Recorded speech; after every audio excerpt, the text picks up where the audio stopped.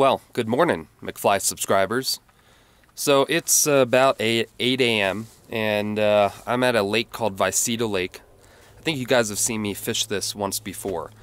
I want to switch things up. I've been doing a lot of fishing on the Animus and the San Juan, and I just really wanted to try something new.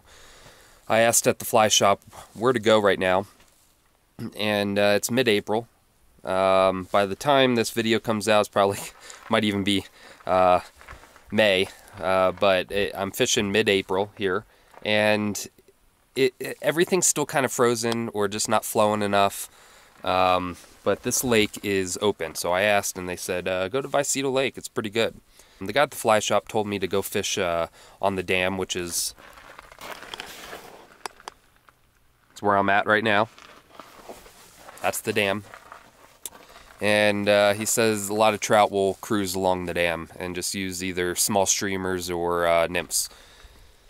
However, I stopped in town, and the guy told me that the wind has been blowing towards the north, and he recommends fishing the north end. So I'm going to try down here at the dam, like the fly shop guy told me, down at Durangler's, and see if I have any luck. If not, then I'll head up there. I did bring my waders. You do have to wade in. It's a kind of a flats area. Also, the guy told me that the pike are spawning. Now, I didn't bring any stuff for pike. I did bring 6-weight rod, so hopefully that'll work. Might be a big fight, but you know, I'm not too worried about it as long as I can get those big heavy flies out with my 6-weight rod, which I might be able to. I mean, it's a sage method, it should be able to do it.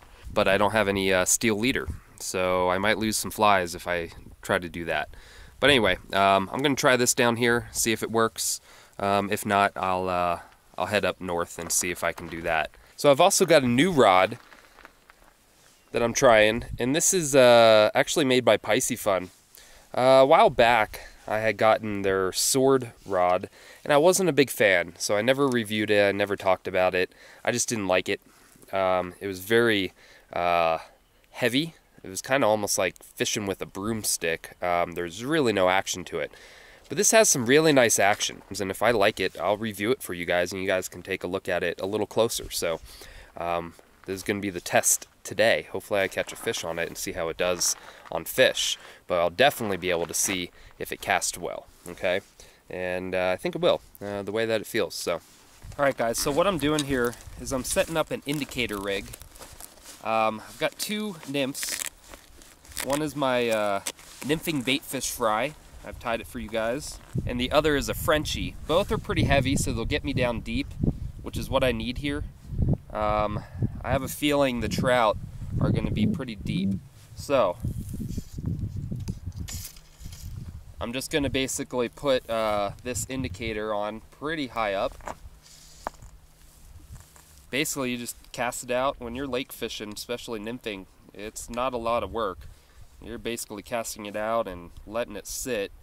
A few twitches here and there, and that's it. It's pretty easy fishing. Hopefully there's fish around here to take a peek at these. Alright, well, I'm gonna go set up. It's pretty low today. The water is really low this time of year, so it's gonna be a bit of a hike down to the water. But I'll set you guys up here. You guys can get a high look at this. So hopefully it's good. Hopefully I catch.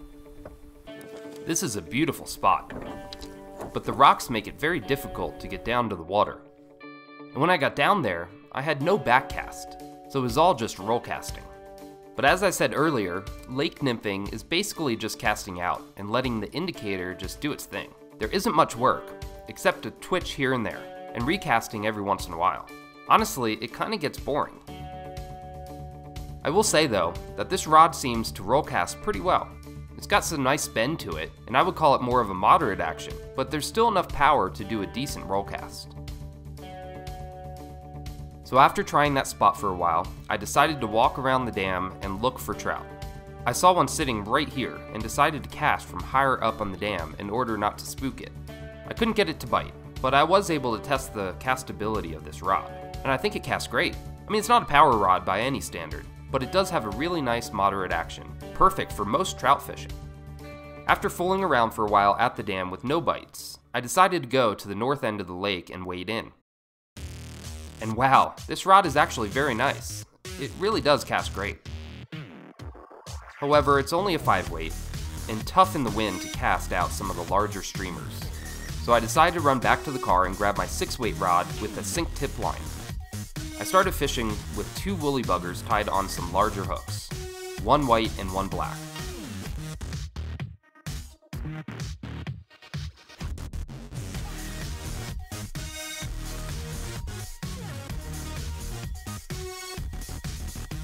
And right there, I got a bite.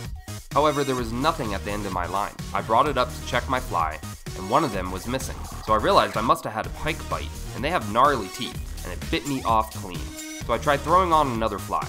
But after fishing there a while and losing 3 flies, I got a bit nervous about standing in the water with these toothy predators. And also the wind was picking up big time. So I made my way back to the dam, and this time with my 6-weight rod and the sink tip line.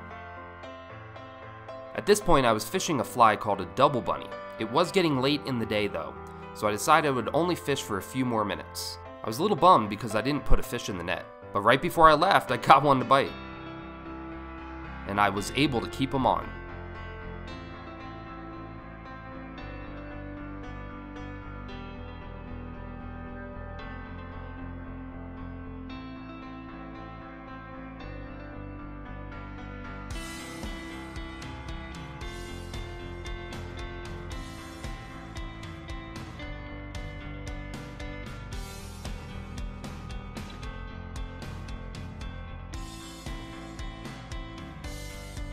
I saw that it was rainbow, but for some reason it looked really small in the water. However, after a few hard runs like this, I realized I had something nice at the end of my line.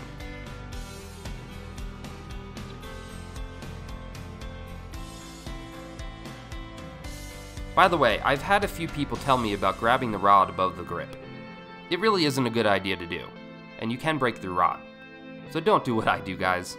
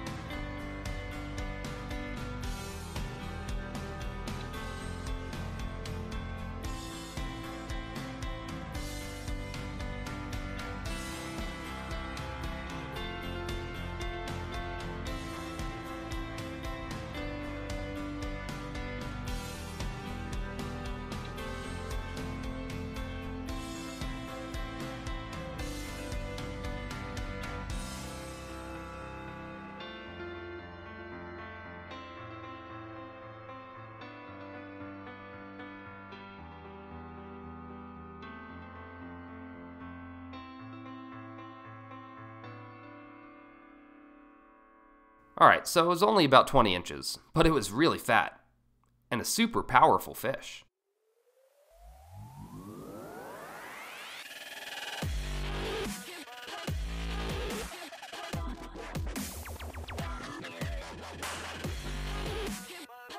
And this was the fly I was using. It did get ripped up a bit though.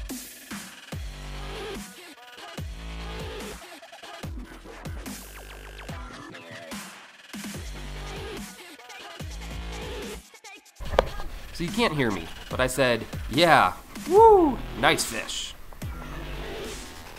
Well, I fished this area for a few more minutes, but I didn't have much more time. It was already 5 o'clock and I needed to get back home to my family. But after a long and frustrating day without any fish, I finally got a decent one. So it was a good day with a really nice fish. Well, thanks for watching, guys. Check out the description section for more info about this trip and what gear I used. I will see you on the next video. Now you go catch some fish.